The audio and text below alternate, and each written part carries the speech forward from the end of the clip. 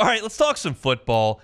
A lot of things are different today than they were 10 years ago, right? Like you've got the transfer portal, you've got NIL, and with that comes change in philosophies and change in the makeup of teams. One thing that became very, very evident a little bit later in the Les Miles tenure is that he was like, man, I've got all these like 4- and 5-star guys that we're getting, and like a lot of them are going to the NFL after 3 years. Like, I'm not going to waste their freshman year shoving them on the bench. And you saw this emergence of like a lot of freshmen getting to the field in the middle to late portion of the Les Miles era. And not every school can do that because a lot of schools can't recruit guys that are college ready, but at LSU, you can. And so now you look up and we're in 2025 and you don't have big impacts from freshmen because you don't fill gaps in your roster with freshmen anymore. You fill them with 22-year-old fifth-year seniors who started for 3 years out of the transfer portal. And so it got me thinking, like, what freshmen can you expect to see play and contribute significantly to this LSU 2025 team? And how much correlation is there between early enrollees and guys that show up in the summer? And so you can't like go back like 10 years and then start charting it because the circumstances weren't the same. So I just went back 1 year. I went back, like, okay, let's just go back to this time last year and enter into the fall and like what freshmen helped. Caden Durham certainly helped. Caden Durham showed up and was your best back when he was healthy. And he was not an early enrollee. Trades Green did contribute. Mason Taylor was the guy, but Trades Green did contribute. Now, you had a defection at the position right before fall camp, right in the first week of fall camp, I should say, but when Mac Markway left. But he did contribute, and he was not an early enrollee. But the other guys that played did enroll early. Ahmad Bro was an early enrollee. He made 17 tackles for you. PJ Woodland was an early enrollee. He played a little bit at corner for you. Deshaun Spears was an early enrollee. He played more early in the season, and then the older guys kind of took over late. Don McKinley was an early enrollee. Devon Keys was an early enrollee. He had 31 tackles in 12 games. So you're talking about 5 of the key 7 guys that contribute from that freshman class were early enrollees.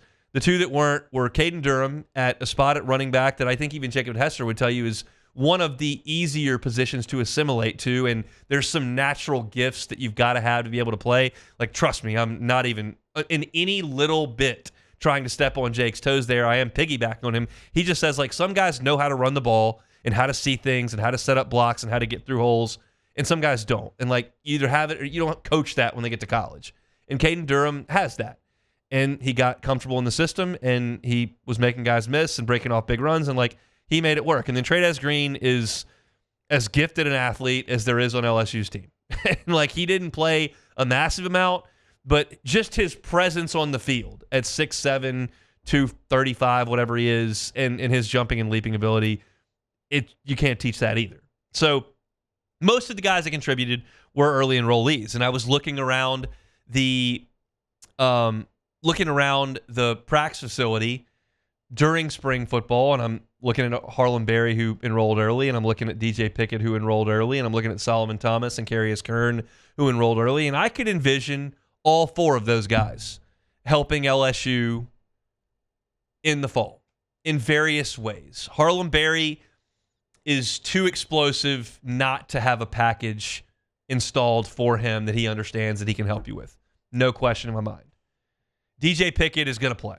Like, I don't know if he starts on the first snap against Clemson. Maybe you feel more comfortable with veterans out there. You put Stamps out there. You put Delane out there. You put TaMarcus Cooley out there, and those are your first, like, 3 corners with Jakeem Jackson kind of ready to go. But, like, by the time Halloween rolls around, Pickett's going to be out there. I keep seeing in my head when we asked Mansour Delane about DJ Pickett in interviews after practice one day, and it was less what he said and more the look on his face when someone asked, I don't remember who it was, asked about Pickett, and he kind of, his eyes got real big, and he's like, that guy. And so, like, you can see that's going to happen at some point. Solomon Thomas and Carius Kern, I don't think are immediately going to get in there, but, like, they took some reps in the spring. So those 4, to me, I think make some sense as potential impact guys. Barry and Pickett almost certainly. Kern and Thomas probably on the back burner, but potentially. Then I look at the guys who have not gotten here yet. And it's a fairly short list. Like, most guys are enrolling early at this point. You're talking about Jaden Breaker, linebacker from Georgia. JT Lindsay, the running back from Ash up in Alexandria. Aiden Anding, number 1 corner in the state from Ruston.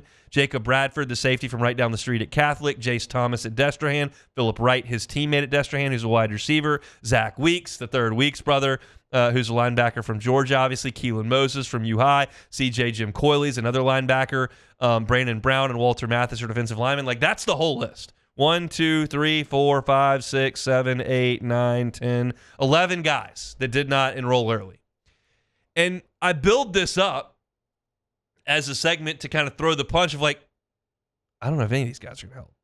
Like, I think that's the reality of bringing in a huge portal class that LSU has brought in and has gotten into spring ball to bring back the players that you have. Like, I think some of these guys are really talented. I think JT Lindsay's really talented. I don't think he's going to play over Caden Durham or Harlem Berry at this point, and I think Caleb Jackson's kind of got his role as well, and we'll see what happens to Trey Holly, but I don't see a huge role for JT Lindsay. Aiden Anding was a really highly thought-of prospect, but he's 5'11", 160 pounds, according to the folks over at On3, and, like, he's probably, like, 6th or 7th on the cornerback depth chart. Like, I don't think that's going to be a big impact. LSU's looking for safety help as far as starters go, but their depth is in big numbers. You just added Halsey. You've got Jordan Gilbert, Deshaun Spears. Tamarcus Cooley can go back there and play. Mansour Delane can go back there and play. You've got Joel Rogers. Like, you've got a lot of safeties. I don't think Jace Thomas is going to go back there and play. Philip Wright, I don't think, breaks in at wide receiver. I don't think that LSU needs Zach Weeks to rush to the field as an early enroll, as a guy that's reclassified. I don't think Keelan Moses or CJ Jim Coyley is ready to play. I mean, Jim Coyley's 6'3", 210. That's not necessarily prototypical linebacker size at this point. And then a defensive front with Brown and Mathis, like, they've got a lot of older guys at defensive line. So, like, there was a time in Les Miles' time where you would look at that freshman class, maybe 1 or 2 enrolled early, but there were probably like 5 or 6 guys that you could definitely point to that were going to show up in the summer and that were going to help by Halloween. And I look at the guys who are going to show up in the summer and I go, I don't think any of them are a big factor on the 2025 team. I could be wrong. Jace Thomas is a heck of an athlete. Maybe JT Lindsay breaks through like Caden Durham did. He wasn't an early enrollee. Injuries have a way of shaking things out and changing the way that folks do things. But I think that the guys that are going to enroll in the summer, 11 of them, I think they're going to take their time. I think they're developmental pieces. They're on the scout team. And their time to play significant minutes is probably starting in 2026. And that's okay. And some of them won't be here in 2026, and that's okay too. But what you do is you go into the transfer portal and you bring in a whole host of guys that you think are probably going to start, and that makes getting to the field as a freshman very, very, very difficult. It makes what Caden Durham did last year all that much more impressive. It means that guys like Emory Jones and Will Campbell that are highly thought of recruits may not be able to just immediately push to the field. Those guys did, but it's hard. So I say all that to go, I think you're going to be a very, very veteran team this year that's not counting on a ton of freshmen. I mentioned Barry, Pickett, Thomas, and Kern are the guys that are here. Maybe, maybe not. It's going to be an old team, and that's generally a pretty good sign for a football team. We'll see. Hey, thanks for watching Hunt on LSU. Before you get out of here, do us a couple of favors. Hit that like button, leave your comments below, and subscribe to the channel for all your Fighting Tiger football talk. See you next time.